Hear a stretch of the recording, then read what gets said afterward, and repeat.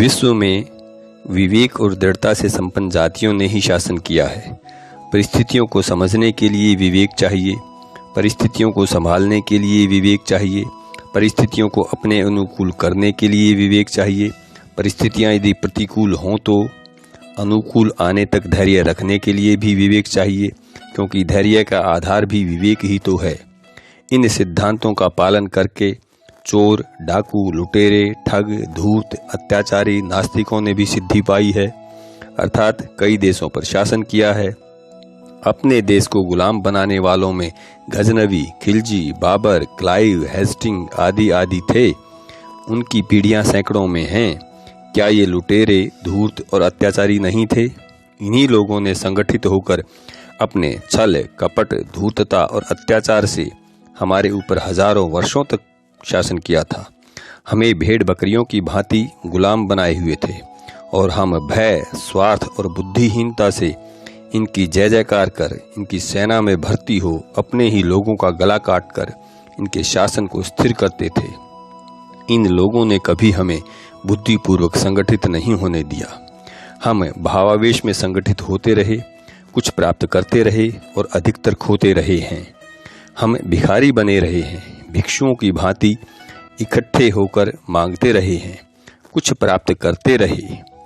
याद रहे, भिक्षा भिक्षा ही होती है। इससे पेट की ज्वाला तो शांत हो जाती है, परंतु तृप्ति कभी नहीं होती। तृप्ति तो पसीना खून बहाकर अर्जित किए हुए अन्न से ही होती है। हमने कभी सोचा ही नहीं कि राष्ट्र क्या होता है। ज्यादा हुआ तो पाश्चात्य विद्वानों की परिभाषाओं को पढ़कर चाणक्य जरूर कहलाते हैं।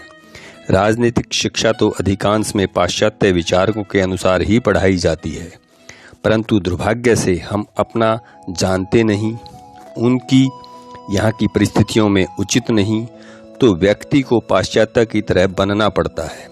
वैसा वह बन नहीं पाता, बन सकता नहीं, अतः भीतर तथा बाहर संघर्ष ही करता रहता है। न इधर का रहा न उधर का, न प्राच्य रहा न पाश्चात्य ही बना। इसलिए सर्वांश में संघर्ष कभी हुआ ही नहीं।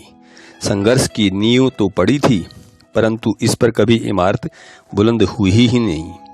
ऐसा नहीं है कि इबारत लिखी ही नहीं जा सकती है, परंतु इस इबारत को लिखने के लिए संघर्ष सैकड़ों गुना ज़्यादा चाहिए और समय कई पीढ़ियाँ। परंतु हम वही पेड़ लगाएं जिसका हम फल खा सकें, यह भावना लंबे संघर्ष में बाधक है। ज़्यादा से ज़्यादा हम सोच लेते हैं कि चलो हमारी संतान उपभोग कर सके, ऐसा तो होना ही चाहिए।